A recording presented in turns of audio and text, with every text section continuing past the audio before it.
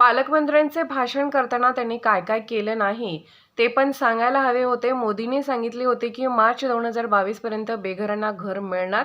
मात्र पालकमंत्र्यांच्या मतदारसंघात एकही बेघरांना घरं मिळालेली नाहीत. शहरात 7 दिवसांनी पाणी येते याबाबत बोलायला पाहिजे होते.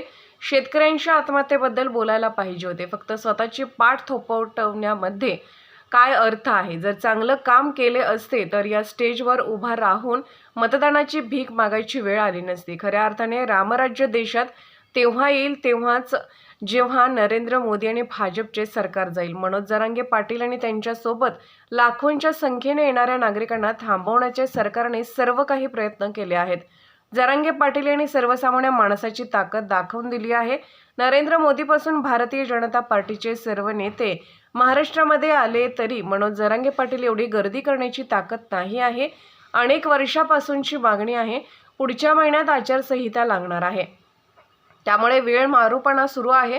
पुन्हा सांगायला आमच्या सरकार आल्यास आम्ही आरक्षण देऊ. त्यामुळे वेळ काढूपणा सध्या सुरू आहे. महिलांसाठी 5 दिवसाचं अधिवेशन बोलावले जाते. मग मराठा समाजासाठी 2 दिवसाचे अधिवेशन का बोलवले जात नाही? सरकार निर्णय घेऊ शकतो, मात्र त्याची इच्छा नसल्याने ते उडवाउडवीची उत्तरे देत आहेत. सर्व देशवासियांना प्रजासत्ताक दिनाच्या हार्दिक शुभेच्छा देतो आणि हे अपेक्षा करतो की येणाऱ्या वर्षामध्ये ज्याप्रमाणे मागच्या 75 वर्षामध्ये या देशांनी जे तरक्की केलेली आहे, आपण एक बंधुभाव म्हणून या देशामध्ये राहिलेले आहे, तेच परिस्थिती येणाऱ्या वर्षामध्ये निर्माण हो हीच इच्छा आहे. पालकमंत्र्यांनी भाषण करताना असं सांगितलं आहे की आज प्रजासत्ताक दिन आहे, सर्वांनी मतदान करावं आणि आपला योग्य जो उमेदवार तो निवडून आणावा.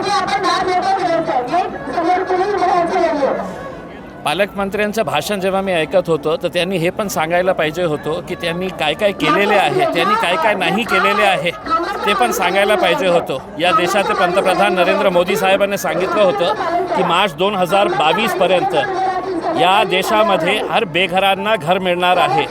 या चुनावी क्षेत्रामध्ये त्यांचा जे पालकमंत्री आहे एकही बेघरांना एक घर मिळालेला नाही आहे. 60,000 लोक त्याची वाट बघत आहे. मग कशा खोटं बोलायचं? आजही या शहरामध्ये 7 दिवसानंतर पाणी येतं, याच्या बाबतीतही बोलायला पाहिजे होतं. 1100 शेतकऱ्यांनी मराठवाड्यामध्ये एकट्या मराठवाड्यामध्ये एका वर्षामध्ये आत्महत्या केलेली आहे.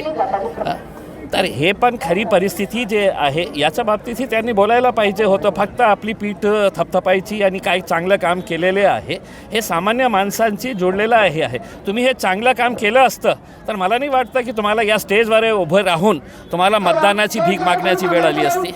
रामराज्याला सुरुवात झालेला आहे असं देखील त्यांनी सांगितलेलं आहे भाषणात. खऱ्या अर्थाने रामराज्य या देशामध्ये जेव्हा येईल जेव्हा नरेंद्र मोदी आणि भारतीय जनता पार्टीचे सरकार या देशामध्ये जाईल. जरांगेंचं आंदोलन मात्र सरकारकडून प्लॅनिंग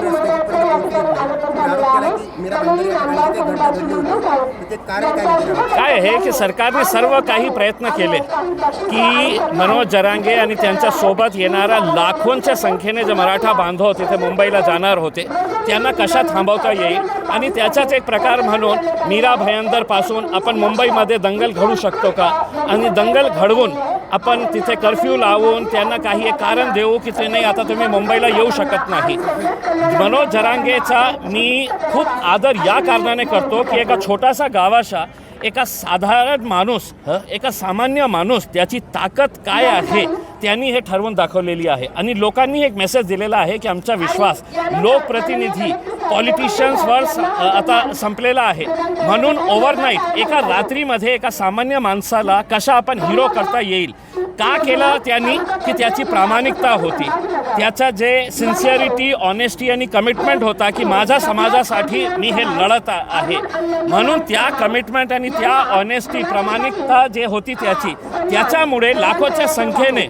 म्हणून मी आज चॅलेंज करतो की भारतीय जनता पार्टी, नरेंद्र मोदीपासून भारतीय जनता पार्टीचे सगळे नेतेही महाराष्ट्रामध्ये आले तर इतकी भीड इकट्ठा करण्याची ताकद त्यांच्यामध्येही नाही आहे जितकी मनोज जरांगे यांनी करून दाखवलेली आहे. हे आंदोलन दाबलं जात आहे का आणि कशा प्रकारे दाबलं जातं? नक्की त्यांना काय आहे की त्यांना काही द्यायचं नाही आहे, फक्त पुन्हा यायचं, चर्चा करायची, वेळ मागून घ्यायचं आहे.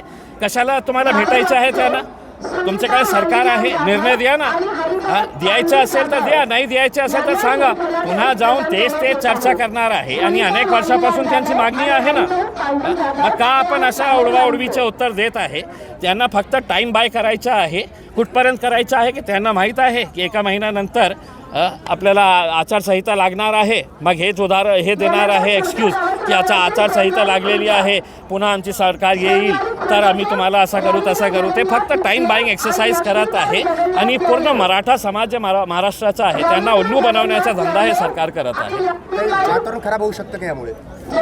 काय आहे की लोक ही इतकं त्रस्त झालेले आहे की त्यांना काहीतरी अपेक्षा आहे की तुम्ही एका साईडला म्हणतो नाही आमची इच्छा आहे देण्याची. मग कोणी थांबवलं? केंद्रामध्ये तुमची सरकार आहे, राज्यामध्ये तुमची सरकार आहे. ज्या महिलांना 50% आरक्षण देण्यासाठी नरेंद्र मोदी साहेबांनी 5 दिवसाचं विशेष अधिवेशन बोलवलं होतं, 5 दिवसाचं विशेष अधिवेशन, ते 2024ला नाही देणार महिलांना, 2029लाही नाही देणार ते महिलांना आरक्षण. मग हे मराठ्यांसाठी आपण काय 2 दिवसाचं विशेष अधिवेशन बोलवत नाही आणि घ्या निर्णय. सरकारच्या मनामध्ये इच्छा असेल तर एका दिवसामध्ये ते निर्णय घेऊ शकतं, पण त्यांची इच्छा नाही आहे म्हणून हे सगळं उडवाउडवीचे धंदे सुरू आहे.